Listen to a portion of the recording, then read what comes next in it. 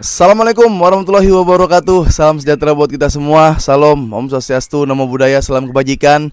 Balik lagi di channel YouTube Afif Safif, pakar bola mengomentari sepak bola dengan kebahagiaan. Sebahagia kita menyaksikan match-match Liga Champions dan berita-berita seputar sepak bola, khususnya untuk La Liga. Dan hari ini gua akan membahas beberapa info yang menarik seputar dunia sepak bola. Di antaranya adalah hasil Liga Champions dan preview Liga Champions antara Real Madrid yang akan menjamu Manchester City di Santiago Bernabeu ya di leg kedua. Nah, ini imbang, masih seru, masih menarik, sangat seru untuk dinanti-nantikan siapa kira-kira yang akan lolos. Dan ada juga berita info seputar La Liga bahwa wasit yang memimpin jalannya pertandingan antara Real Madrid dan Osasuna itu mendapatkan ancaman dari fans Real Madrid. Nanti bakal gue spill apa aja ancamannya, sebahaya apa ancamannya, semengintimidasi apa, dan semencekam apa kejadian-kejadian di Spanyol. Nanti gue akan bahas. Dan tentunya juga Barcelona yang akan sekiranya ya tertarik mendatangkan beberapa pemain, khususnya di lini depan dan ada juga di lini belakang, dan ada beberapa pemain juga yang memperpanjang kontrak. Jadi menu semua akan gue bahas. Tapi sebelum gue bahas, gue mau minta absen-absen dulu teman-teman sekalian dari Sabang sampai Merauke, seluruh Indonesia, dari luar Indonesia yang lagi sakit semoga diangkat penyakitnya, yang lagi temannya masih punya utang nyangkut dibayar sama temannya, yang belum kerja segera mendapatkan pekerjaan, sehat-sehat semua dan semoga dalam kondisi yang prima. Oke? Langsung saja kita bahas dulu pertama Liga Champions. Sebelum ke Barcelona dan Real Madrid ya, kita bahas match Liga Champions. Hasil-hasilnya yaitu ada beberapa tim yang lolos secara dramatis. Ada Bayern yang mendapatkan hasil imbang 1-1 berhadapan dengan Celtic. Padahal Celtic ini sudah unggul 1-0 di menit 63, tapi Bayern berhasil menyamakan kedudukan melalui Alphonso Davies di menit 90 atau tambahan waktu 4 menit. Ya, skor menjadi 1-1 sehingga agregat dari keseluruhan tim itu menjadi 3-2 untuk kemenangan Bayern Munchen. Ya, bayangin itu kalau misalkan 1-1 Celtic masih perpanjangan waktu, kalau Celtic yang lolos gokil sih. Tapi menurut gua justru bahaya buat tim-tim kayak Munchen ini, bukan buat Munchennya tapi buat kemenangan ugly win, kemenangan tipis tak terduga ini di Liga Champions sih bahaya ya. Bisa ke final ini tim-tim yang kayak gini nih. Nah, lanjut. Ada Atalanta yang tampil memukau di Liga Champions, yang menjadi juara UEFA, apa sih bawahnya Liga Champions namanya, Europa League. Europa League ini kalah dengan Brugge dengan skor 3-1. Ya, sehingga agregat Brugge menang 2-5. Wah, ini kayak final Supercopa Madrid Barcelona. Ya, itu ada Talibi 2 gol di menit ketiga dan 27. Lalu di menit ke tambahan waktu di babak pertama, lalu Lokman sempat membalas memperkecil ketinggalan. Setelah itu ada kartu merah di menit 87 tapi tidak mengubah keadaan dan akhirnya Brugge lolos. Nah, ini juga yang seru. Yang seru adalah pertandingan antara Benfica berhadapan dengan Monaco dengan skor 3-3. Tutup. Nah, ini Benfica berhadapan dengan Monaco dengan skor 3-3. Ini salah satu watch rival nih harusnya ya. Salah satu tim yang kiranya akan bertemu dengan Barcelona. 3-3 dan Benfica menang dengan agregat 4-3.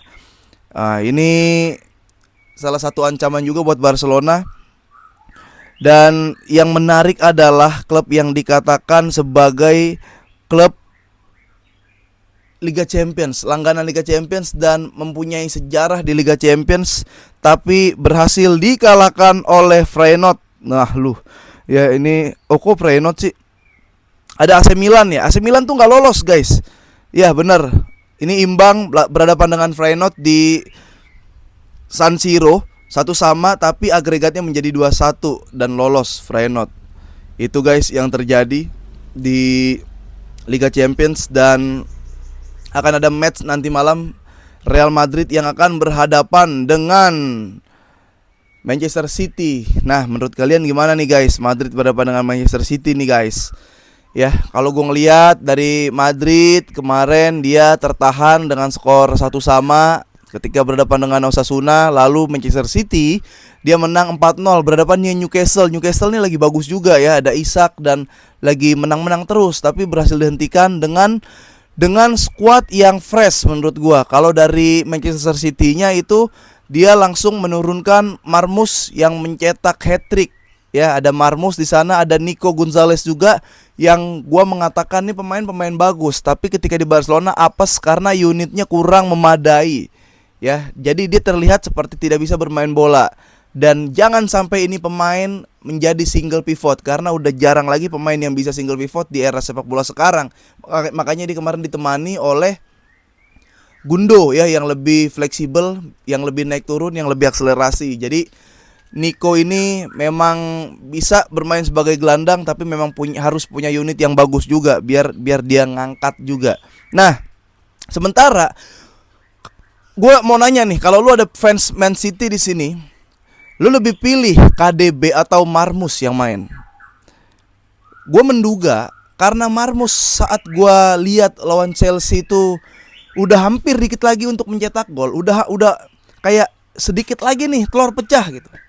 Tapi yang terjadi, Marmus ini nggak main menjadi starting line up ketika lawan Real Madrid. Padahal pemain-pemain muda yang bakatnya kelihatan, yang kualitasnya kelihatan, ini harus diberikan kesempatan buat main lawan tim gede. Karena gue ngerasa Marmus ini bukan back juga, jadi resiko blunder atau resiko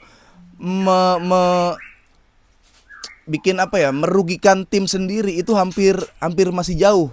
Kecuali kayak tiba-tiba lu pasang Kusanov, tiba-tiba lu mainin si Luis di situ. Itu kan deket sama gawang, bola lepas Vini dapat gol, bola lepas si Mbappe dapat gol. Jadi agregat 2-2 ini masih seru sebenarnya untuk dinantikan, untuk disaksikan ya. Kalau gua berpikir harusnya Pep Guardiola menurunkan Marmus terlebih dahulu.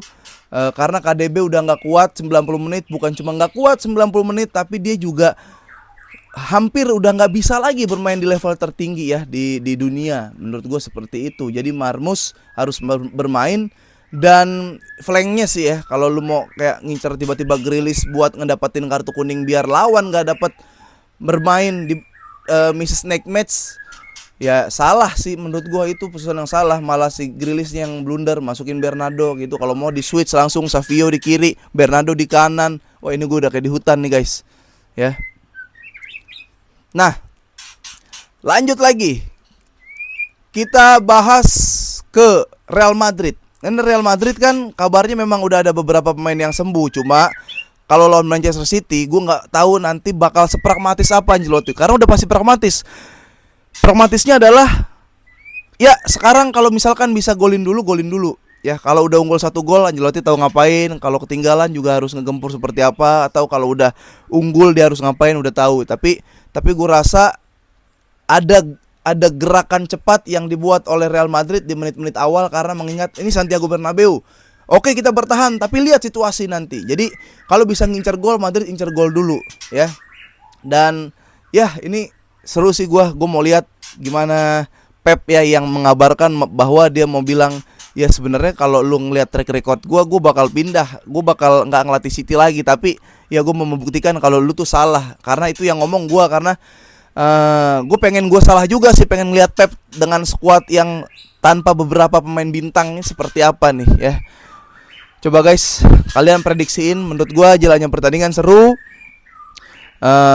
Kalau ada gol cepat itu bakal banyak gol, bakal kayak 2-2 lagi atau 3-2 seperti itu kalau ada gol cepat. Tapi kalau main temponya dipelanin, temponya melambat, ya itu tipis-tipis lah skor lah. Entah Madrid golin 1 terus dia bertahan susah digempur.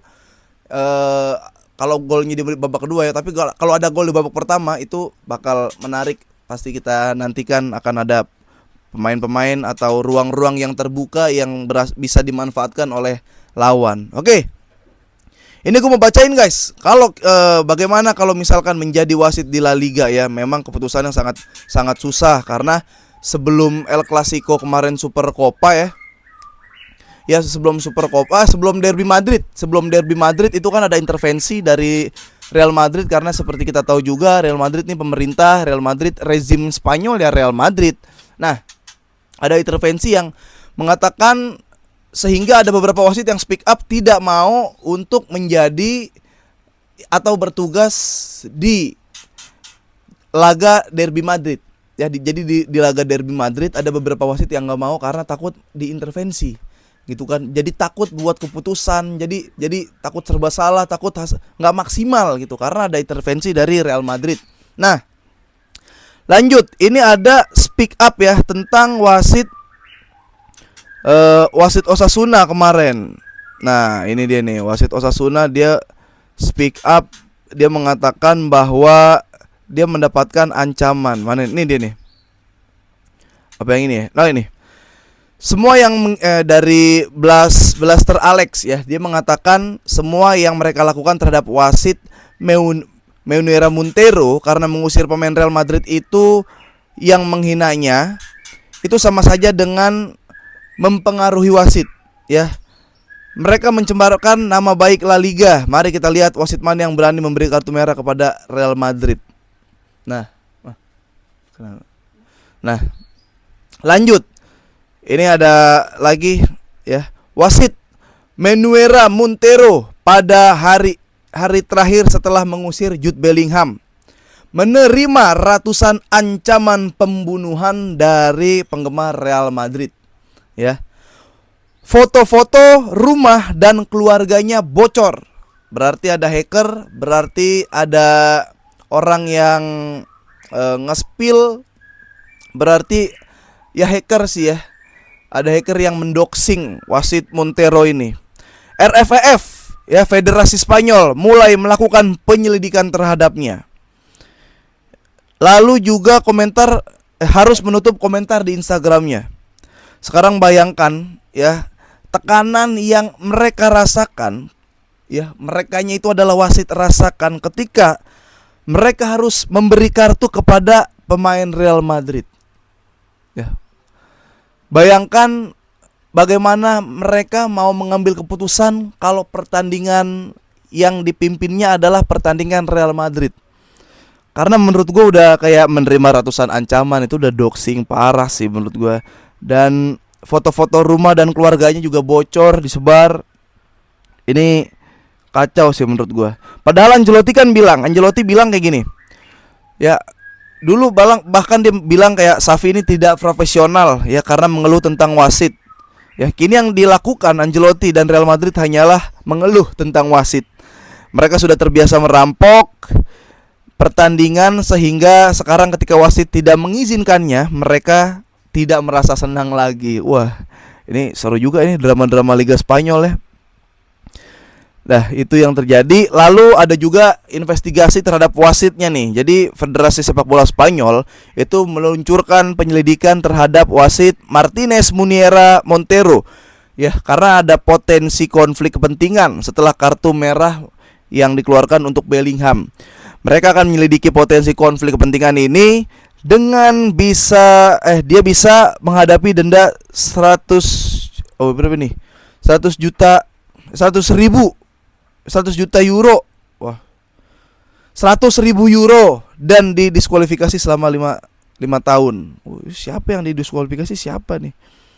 Jadi seperti itulah ya. Dan kalau dari Barcelona kabarnya Deco ingin melakukan perbincangan sama si Frenkie de Jong. Frenkie de Jong ini niatnya mau diperpanjang dan siapa aja pemain yang akan didatangkan. Kemarin gue ngobrol sama fans City juga, infonya adalah Barcelona udah pengen menyiapkan proposal buat Doku. Nah, gimana tuh guys? Doku. Ya, kalian suka gak sama Doku? Kalau gue jujur suka sama Doku. Gue lagi suka sama pemain yang bisa ngelewatin 1-2 pemain yang mainnya nyisir, dia bisa cut inside ke depan, dia bisa main wide. Doku orangnya nih. Doku dia memiliki eksplosivitas, speednya juga speed dan akselerasinya juga luar biasa, kemampuan dribblingnya juga bagus. Ya, dia bisa membongkar pertahanan lawan. Dia bisa dibutuhkan sewaktu-waktu ketika pemain lawan ini deep banget, defense banget, ultra defense, dan agak susah untuk membongkar. Kadang kita harus memasukkan pemain seperti Doku yang berani meliuk-liuk masuk ke dalam. Apapun yang dilakukan, yang penting meliuk-liuk dulu ke dalam. Lu mau shoot nanti kena kiper terus deflect, bola reboundnya dilanjutin, itu bisa. Ya, lu mau deflect bola tendang kayak Thierry Henry tiba-tiba handsball ke lawan, bisa. Lu bisa liak-liuk nanti nunggu musuh nabrak, bisa. Jadi Doku ini penting karena gue ngelihat Rafinha sebenarnya lebih maksimal kalau dia ditaruh tengah, bahkan ditaruh di daerah Lamine Yamal ya. Beberapa kali gue ngelihat Rafinha di kiri off lagi, kemarin off juga Rafinha. Jadi dia waktu sering cetak banyak gol itu ketika main di tengah, guys. Main di tengah, pindah ke kiri. Jadi ruang Rafinha nih, karena kaki terkuatnya adalah kaki kiri, dia memang lebih baik main di sayap kanan posisi Lamine Yamal atau sekalian di tengah gitu. Jadi gue masih menantikan apa yang terjadi di Barcelona. Ya, Marc Bernal udah mengalami pemulihan dan Marc-Andre ter Stegen juga sudah melakukan training lagi. Dia udah bisa, nanti ada kompetisi lagi di lini penjaga gawang. Ini kan yang kita nantikan kan, guys. Ada kompetisi di areal kiper ya. Inang IP-nya berkompetisi, Szczesny berkompetisi, lalu juga si Stegen berkompetisi. Jadi ini ideal lah. Jadi yang kepasang nanti pasti yang terbaik kok gitu. Terbaik secara apapun, taktikal, individu dan lain-lain. Oke, gitu aja teman-teman. Nanti kita nonton match Madrid Barcelona. Akan masih lama ya. Dia tanggal 20-an apa Barcelona main. Itu lawan Las Palmas, tim yang mengalahkan Barcelona. Terus lawan Sociedad, berat-berat tuh minggu itu tuh. Lawan Atletico juga ada nanti. Jadi wah, semakin seru, semakin menarik sepak bola. Dan sepak bola Indonesia juga semakin seru, guys. Timnas kita lihat nanti akan seperti apa. Gitu aja dulu dari gua ya. Berarti hari ini kita sudah membahas tentang hasil Liga Champions. Di awal kayak kepanjangan deh tuh. Kalian skip aja ke preview dari Madrid Manchester City. Silakan kalian prediksikan. Teman-teman yang berpartisipasi nonton video ini, yang suka dengan video ini, komen, like, dan subscribe. Ditunggu juga argumen-argumen yang beda dari gua ya untuk match Liga Champions nanti pagi. Kalian silakan bisa prediksikan di kolom komentar seperti apa jalannya pertandingan dan kira-kira skornya berapa. Oke, sampai ketemu di video selanjutnya. Vamos!